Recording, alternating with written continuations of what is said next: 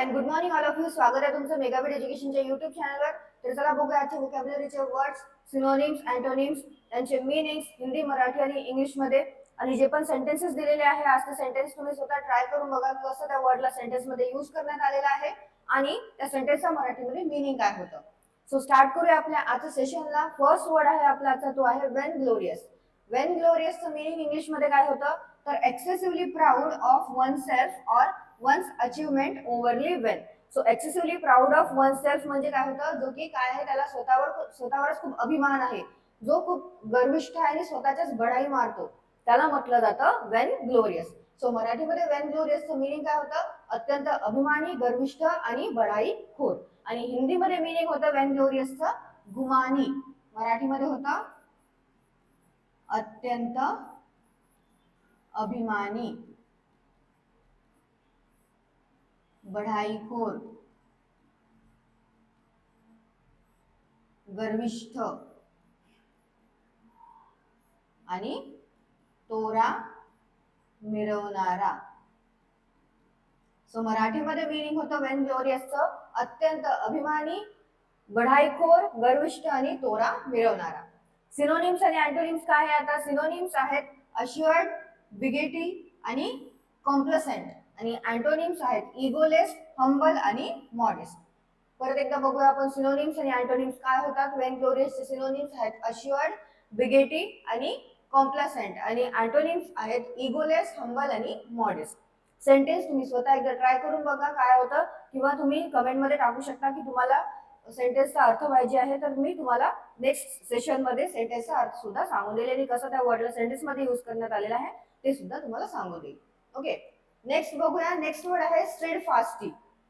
काय आहे next word, स्टेडफास्टली. स्टेडफास्टली म्हणजे काय होतं, in a resolutely or dutifully firm and unwavering manner. म्हणजेच काय आहे तर अविचलपणे, ओके, अस्थिरपणे जे काही करण्यात येतं त्याला काय म्हटलं जातं, स्टेडफास्टली. सो स्टेडफास्टलीचं इंग्लिश मध्ये मीनिंग होतं in a resolutely or dutifully firm or unwavering manner. म्हणजे जे कंटिन्युअसली करण्यात येतं, अस्थिरपणे जे करण्यात येतं, लगातार जे करण्यात येतं त्याला काय म्हटलं जातं, स्टेडफास्टली असं म्हटलं जातं. आणि हिंदीमध्ये मीनिंग काय होतं स्टेडफास्टलीचं, लगातार. मराठीमध्ये काय होतं, स्थिरपणे, अविचलपणे आणि निष्ठापूर्वक. सो मराठीमध्ये मीनिंग होतं स्टेडफास्टलीचं स्थिरपणे, अविचलपणे आणि निष्ठापूर्वक. लगातार सुद्धा तुम्ही म्हणू शकता. सिनोनिम्स आहेत स्टेडफास्टलीचे कंटिन्युअसली, प्लॉडिंगली आणि स्टेडीली. काय आहेत सिनोनिम्स स्टेडफास्टलीचे, कंटिन्युअसली, प्लॉडिंगली आणि स्टेडीली. आणि अँटोनिम्स आहेत इंडोलेंटली आणि डिसल्टरीली. काय आहेत अँटोनिम्स, इंडोलेंटली आणि डिसल्टरीली. नेक्स्ट बघूया वर्ड. नेक्स्ट काय आहे स्टटर. STUTTER, stutter. स्टटरचं मीनिंग होतं talk with continued involuntary repetition of sound, specially initial consonants. म्हणजेच काय तर स्टटर म्हणजे एकतर हकलवून बोलणे, ओके, थोडं थांबून थांबून बोलणे किंवा तोतडे बोलणे जे आहे, अडखळून बोलणे जे आहे त्याला काय म्हटलं जातं, स्टटर असं म्हटलं जातं इंग्लिशमध्ये. सो स्टटरचं इंग्लिशमध्ये मीनिंग काय होतं, talk with continued involuntary repetition of sound, specially initial consonants. म्हणजेच तोतडून बोलणे, जसं कोणाला काही म्हणायचं आहे तर क क क क असं जो बोलतो त्याला म्हटलं जातं स्टटर करणे. ओके, सो हिंदीमध्ये स्टटरचं मीनिंग होतं हकलाना. आणि मराठीमध्ये काय मीनिंग होतं, तोतरे बोलणे आणि अडखळणे, अडखळून बोलणे किंवा तोतरे बोलणे, त्याला म्हटलं जातं इंग्लिशमध्ये स्टटर.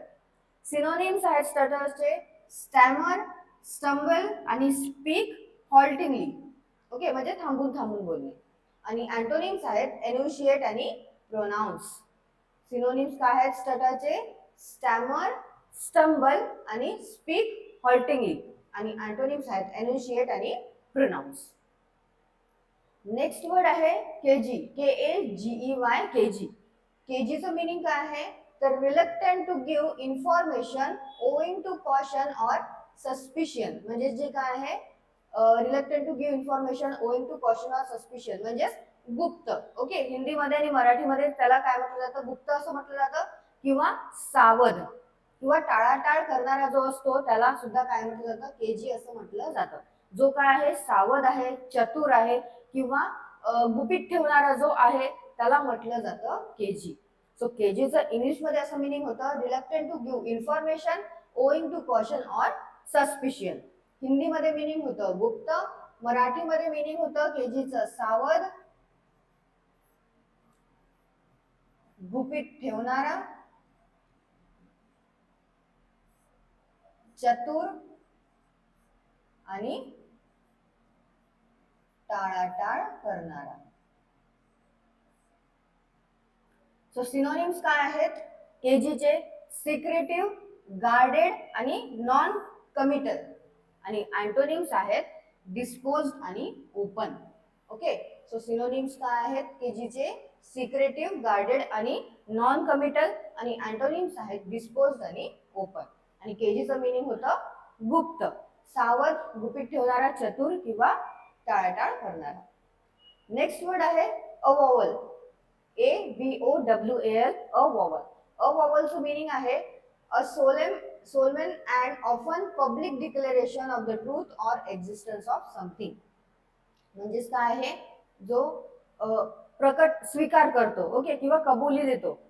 ओके, उघड कबुली जो देतो किंवा प्रकट स्वीकार जो करतो त्याला म्हटलं जातं अवॉवल. अ solemn and often public declaration of the truth or existence of something. ट्रूथचं आहे खऱ्याचं किंवा काहीतरी एक्झिस्टन्स आहे कशाचं तरी, त्याचा तो उघडपणे जे बोलतो, उघडपणे स्पष्ट जो बोलतो, प्रकट जो स्वीकार करतो त्याला म्हटलं जातं अवॉवल. सो अवॉवलचं इंग्लिशमध्ये मिनिंग होतं अ solemn and often public declaration of the truth or existence of something. हिंदीमध्ये मिनिंग होतं याचं घोषणापत्र. मराठीमध्ये अवॉवलचं मिनिंग होतं उघड कबुली, उघड कबुली. आणखी प्रकट स्वीकार किंवा स्पष्ट घोषणा. सो मराठीमध्ये मिनिंग होतं अवॉवलचं उघड कबुली, प्रकट स्वीकार आणि स्पष्ट घोषणा. सिनोनिम्स आहेत अफर्मेशन आणि असर्शन आणि असवरेशन. आणि अँटोनिम्स आहेत डिसअवॉवल आणि डिनायल. परत एकदा बघूया सिनोनिम्स काय आहेत अवॉवलचे, अफर्मेशन, असरेशन आणि असवरेशन. आणि अँटोनिम्स आहेत डिसअवॉवल आणि डिनायल. नेक्स्ट बघूया वर्ड. ओके, नेक्स्ट वर्ड आहे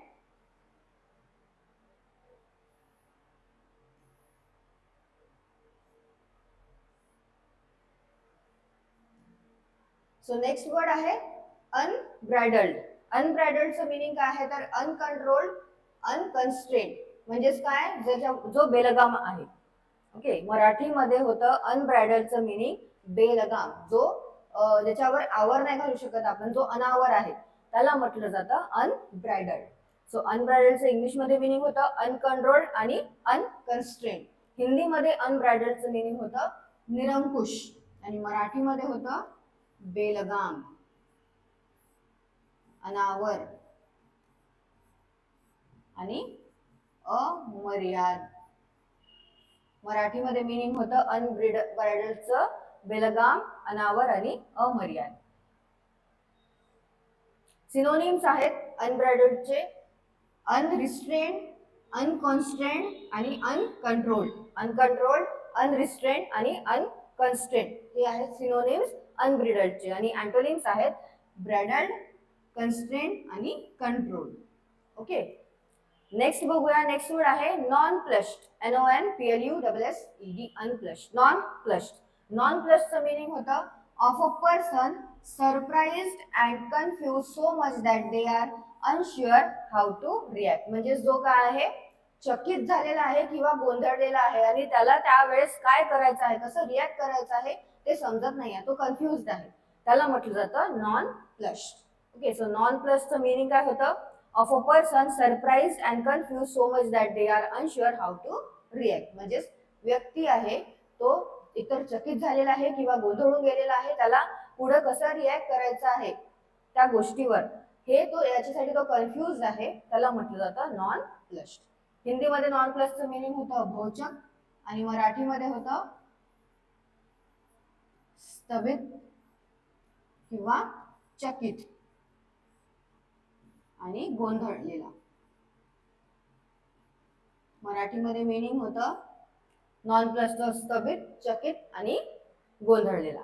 सिनोनिम्स आहेत कन्फ्युज्ड, बिविल्डर्ड आणि बिम्युज्ड, आणि अँटोनिम्स आहेत अनडॉन्टेड आणि अनफेज्ड. सिनोनिम्स आहेत नॉन प्लसचे कन्फ्युज्ड, बिविल्डर्ड आणि बिम्युज्ड, आणि अँटोनिम्स आहेत अनडॉन्टेड आणि अनफेज्ड. नेक्स्ट वर्ड आहे कॉन्फ्लॅग्रेशन. CONFLAGRATION. कॉन्फ्लॅग्रेशन. कॉन्फ्लॅग्रेशनचा मीनिंग होतं an extensive fire which destroys a great deal or land or property. Okay, an extensive fire which destroys a great deal of land or property. त्याचं meaning होतं कॉन्फ्लॅग्रेशन. So म्हणजे काय, तिथे की भीषण आग लागलेली आहे, खूप मोठा आगीचा भडका झालेला आहे, वणवा पेटलेला आहे, ज्याच्यामुळे काय होतं प्रॉपर्टी किंवा लँड तिथलं डिस्ट्रॉय झालेला आहे, त्याला म्हटलं जातं कॉन्फ्लॅग्रेशन. एक्सटेन्सिव्ह फायर म्हणजेच खूप मोठी आग लागलेली आहे, वणवा पेटलेला आहे, ज्याच्यामुळे काय होतं डिस्ट्रॉय होतं एखादा लँड किंवा प्रॉपर्टी, त्याला म्हटलं जातं कॉन्फ्लॅग्रेशन. सो हिंदीमध्ये मिनिंग होतं कॉन्फ्लॅग्रेशनचा भीषण आग, मराठीमध्ये आपण म्हणतो वणवा किंवा आगीचा डोम. मराठीमध्ये मिनिंग होतं कॉन्फ्लॅग्रेशनचं वणवा किंवा आगीचा डोम. सिनोनिम्स आहेत फायर, ब्लेज आणि फ्लेम्स. हे आहेत सिनोनिम्स कॉन्फ्लॅग्रेशनचे. काय? फायर, ब्लेज आणि फ्लेम्स. नेक्स्ट वर्ड आहे प्रॅटलिंग. प्रॅटलिंगचं मिनिंग आहे talk at length in a foolish or inconsequential way. म्हणजेच काय तर बडबडणे किंवा निरर्थक काही पण बोलणे, ज्या बोलण्याला काहीच अर्थ नाही असं बोलणे, त्याला म्हटलं जातं प्रॅटलिंग. असा आपला आणखी एक वर्ड झालेला आहे आधीच्या सेशन मध्ये, तो एकदा तुम्ही वाचून घ्याल. काय होतं तर प्रॅटलिंगचं meaning talk at length in a foolish or inconsequential way. म्हणजेच होतं एकतर बडबडणे किंवा निरर्थक बोलणे किंवा बालिश सारखं बोलणे, त्याला म्हटलं जातं प्रॅटलिंग. हिंदीमध्ये मिनिंग होतं बकवास, मराठीमध्ये मिनिंग होतं प्रॅटलिंगचं निरर्थक बडबड करणे,